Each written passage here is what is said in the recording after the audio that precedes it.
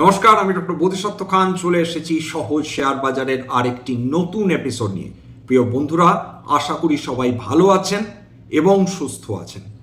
আজকের ভারতীয় শেয়ার বাজারে যেটা দেখলেন সেটা মোটেই অস্বাভাবিক নয়। যদি গোটা বিশ্ববাজারের সমস্ত শেয়ার বাজার একসঙ্গে পতন দেখে, হ্যাঁ ইউরোপ ব্যতিক্রম, আজকের মেজর ইউরোপীয় ইন্ডাইসেসগুলো কিছুটা পজিটিভে ট্রেড করছিল, কিন্তু এশীয় মার্কেটগুলোর অবস্থা আজকের কি দাঁড়িয়েছে? 13% অবধি পতন দেখেছে এক একটি Asian market.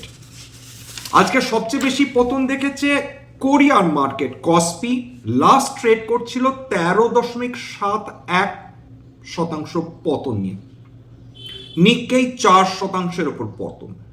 Straight Times 2.5%, Hang Seng 2%, Taiwan 4.5%, set composite 6.5%, Jakarta 5%, সঙ্গে কিছুটা ধরে রেখেছে মাত্র 1% পতন।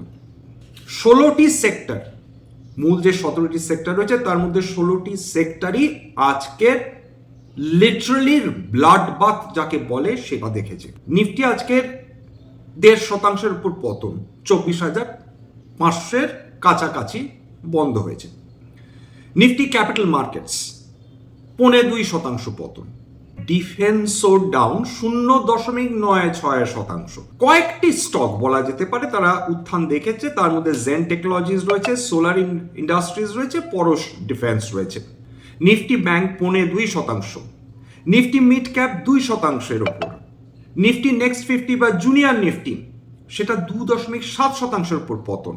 নিফটি স্মল ক্যাপ 2%-এর উপর পতন। নিফটি অটো প্রায় 2.5%-এর কাছাকাছি, এর মধ্যে অশোক লেল্যান্ড 4%, টাটা মোটরস প্যাসেঞ্জার ভেহিকলস 5%, মাদারসন সুমি প্রায় 4%-এর কাছাকাছি পতন। নিফটি আইটি কিছুটা মান বাঁচিয়েছে, সামান্য, খুবই সামান্য পজিটিভ টেরিটরিটা বন্ধ হয়েছে। এর মধ্যে ইনফোসিস একা টেনেছে বলা যেতে পারে, 1.4% উত্থান। টেক মাইন্ড্রা কিছুটা সাপোর্ট দিয়েছে, প্রায় 8%-এর কাছাকাছি উত্থান। নিফটি পিএসইউ ব্যাংক 3%-এর ওপর পতন। নিফটি ফার্মা ডিফেন্সিভ সেক্টর বলা হয়, সেটাও আজকে ধরে রাখতে পারেনি, 1%-এর উপর পতন। Nifty fast moving consumer goods defensive sector 2.5%-এর উপর পতন। নিফটি মেটালস বিগতকাল রাতে রূপো এবং সোনা ক্র্যাশ করেছিল যখন আমাদের মার্কেট বন্ধ ছিল, এবং তারই ফল আজকে দেখতে পেয়েছেন। সেটা গোল্ড বিস বলুন বা সিলভার বিস বলুন। গোল্ড বিস প্রায় 3%-এর উপর পতন ছিল আজকে, সিলভার বিস প্রায় 7%-এর উপর পতন ছিল। যদিও আজকের মার্কেটে রূপো উত্থান দেখেছে, সোনা প্রায় 1%-এর উপর উত্থান দেখেছে। নিফটি রিয়েলটি, প্রত্যেকটা রিয়েলটি স্টকে 3-5%-এর উপর পতন। নিফটি রিয়েলটি 3%-এর উপর। হাল্লা রাজা যুদ্ধে যাচ্ছেন এবং সবাইকে বলছেন তোমরা চুপ করে শুধু দেখো। যেগুলোকে আমরা সুপার পাওয়ার ধরে রাখি, অর্থাৎ রাশিয়া, চায়না, তারা মুখ খোলার সাহস অব্দি পাচ্ছে না এই মুহূর্তে আমেরিকা যা করে চলেছে। ক্রুড অয়েলের দাম দেখুন, আজকেরও ক্রুড অয়েল প্রায় 2.5%-এর উপর উত্থান নিয়ে ট্রেড করছিল। ব্রেন্ট ক্রুড 3.5%-এর উপর উত্থান নিয়ে ট্রেড করছিল। কপার এটা আজকে 2%-এর উপর উত্থান দেখেছে। কয়লা বিগত 2রা মার্চও প্রায় 7%-এর উপর উত্থান ছিল, 3রা মার্চও প্রায় 7%-এর উপর ট্রেড করছিল কয়লা, যার ফলস্বরূপ আজকে ভারতবর্ষে কোল ইন্ডিয়া প্রায় 2%-এর উপর উত্থান দেখেছে।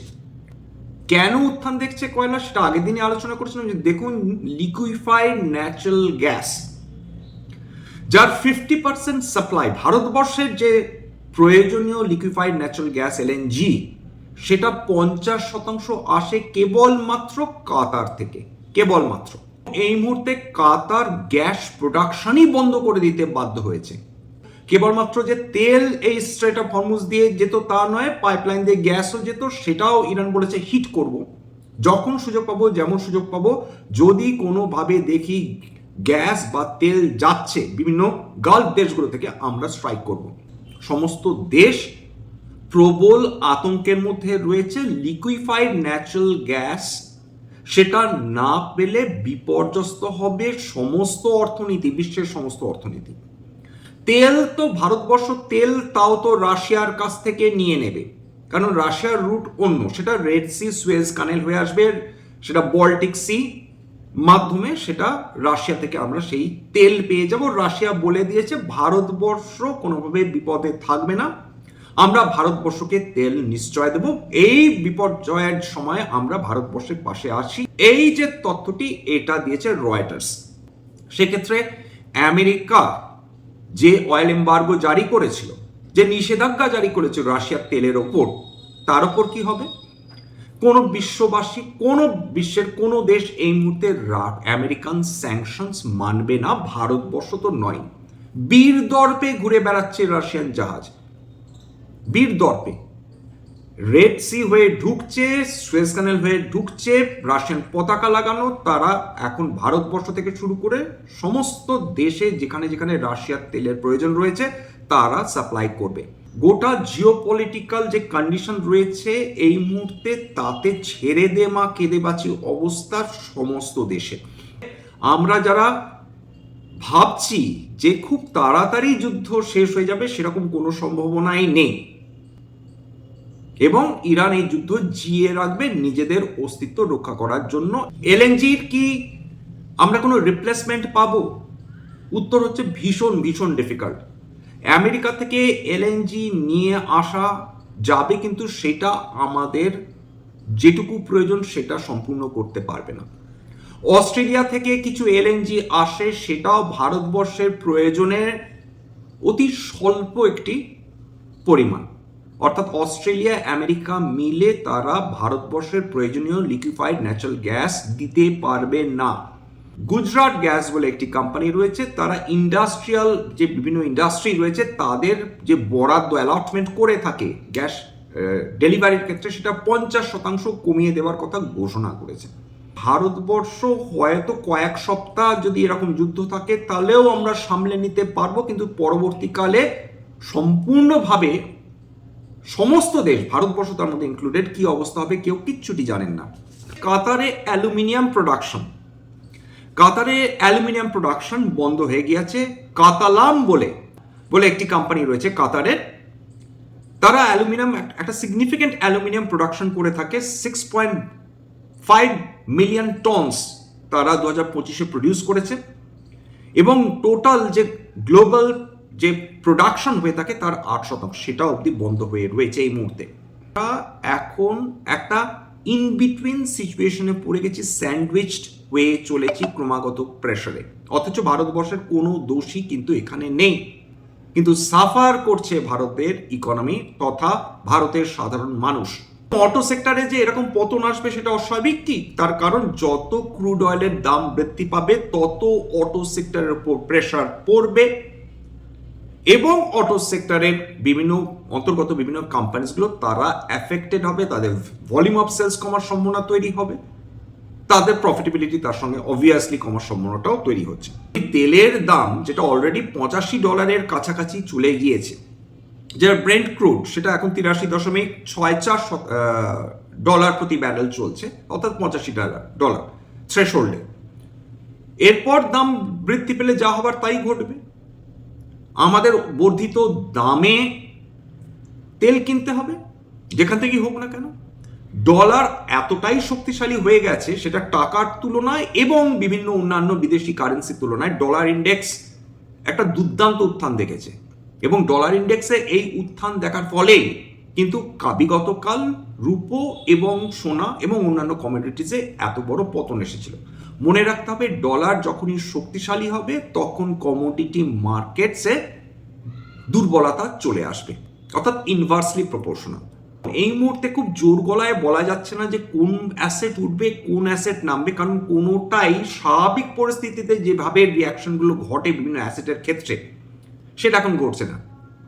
ডলার ইন্ডেক্স শক্তিশালী হয়েছে, অথচ আজকে বিগত কয়েকদিন ধরে ক্রিপ্টোকারেন্সি মার্কেট দারুণ দুর্বল ছিল, আজকের ক্রিপ্টোকারেন্সি মার্কেট হঠাৎ করে দারুণ শক্তিশালী হয়ে গেছে। যদি বিটকয়েন দেখেন, সেটা প্রায় আজকের দিনে প্রায় 8% উত্থান নিয়ে ট্রেড করছিল।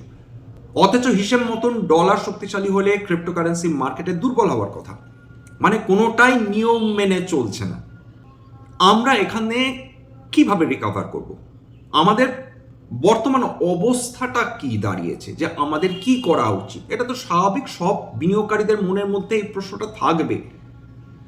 সবাই দারুণ আতঙ্কে রয়েছেন। ট্রেডার্সরা অবশ্যই একদিক থেকে ভালো, কারণ তারা যদি মার্কেট শর্ট করে থাকেন বা তারা যদি পুট অপশন নিয়ে বসে থাকেন, যেটা ইউজুয়ালি ইন্স্যুরেন্স হিসাবে ইউজ করা হয়, তাহলে তাদের অন্তত একটা ডিরেকশন রয়েছে যে মার্কেট নিচের দিকে নামছে, তারা অন্তত এই ব্যাপারটা নিশ্চিন্ত রয়েছেন যে মার্কেট এর দুর্বলতা রয়েছে। কিন্তু লং টার্ম যারা ইনভেস্টার্স, কারণ তারা তো বুঝতে পারছেন যে কোনো সেক্টরই এই মুহূর্তে সেফ নয়, 16টি সেক্টর পুরোপুরি লালে। যদি ইন্ডাইসিস গুলো 2-3% মধ্যে বা 4% দিয়ে পতন দেখে, তাহলে ভাবুন যে তার অন্তর্গত বিভিন্ন কোম্পানিজ গুলোতে কি সুবিশাল পতন এসেছে। আজকের সমস্ত যেগুলো গ্যাস কোম্পানিজ, সেইগুলো নিয়ে কি বলবেন, বিভিন্ন গ্যাস কোম্পানিজে কি সুবিশাল পতনটিই না এসেছে। Gas authority of India limited 6% উপর পতন, জিএসপিএল সেটা 3.3% উপর পতন, মহানগর গ্যাস প্রায় 9.5% পতন, পেট্রোনেট এলএনজি প্রায় 9.5% কাছাকাছি পতন। অর্থাৎ যারা লিকুইফাইড ন্যাচারাল গ্যাস নিয়ে ডিল করে তাদের একেবারে তছনছ হয়ে গেছে। একমাত্র আপস্ট্রিম কোম্পানিজগুলোর মধ্যে অয়েল ইন্ডিয়া আজকে পজিটিভ বন্ধ হয়েছে, বিগতকালও পজিটিভ মুভমেন্টই দেখেছিল, বিগতকাল মানে লাস্ট ট্রেডিং ডে।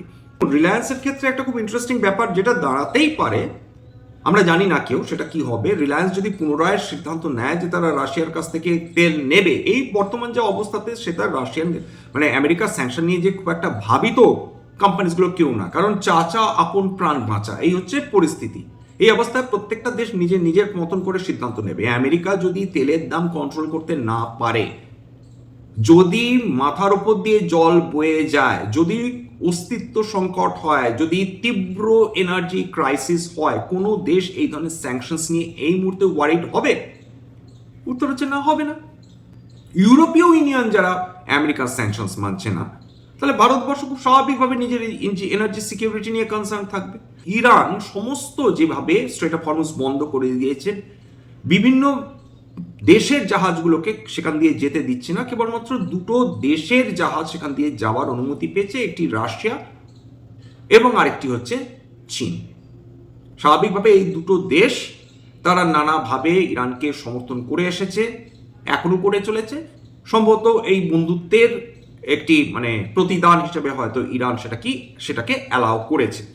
ধৈর্য, আগের দিনেও বলেছিলাম, এখনো হয়তো এই এক কথাই বলবো, যে ধৈর্য ধরে বসে থাকা। যদি কারো মনে হয়, এটা কোনো বাইসেল রিকমেন্ডেশন, খুব স্বাভাবিক নয়, যদি কারো মনে হয় যে কোনো কারণে তারা একটি বিশেষ স্টকে ভরসা পাচ্ছেন না, সেক্ষেত্রে তারা সিদ্ধান্ত নেবেন যে সেই স্টকটা তারা থাকবেন কি থাকবেন না। যে স্টকসগুলো ভীষণ ভালনারেবল, এই বিশেষ করে এই মধ্যপ্রাচ্যে এই সংকটের কারণে, যদি স্ট্রেট অফ হরমুজ বন্ধ থাকে, যদি তাদের ওপর আরো বেশি করে আঘাত আসে, সেক্ষেত্রে বিনিয়োগকারীরা সিদ্ধান্ত নিতে বাধ্য হবেন যে সেক্টরসগুলো বা স্টকসগুলো এই অয়েল অ্যান্ড গ্যাসের উপর ডিপেন্ডেন্ট, সেগুলোতে তারা থাকবেন না থাকবেন না।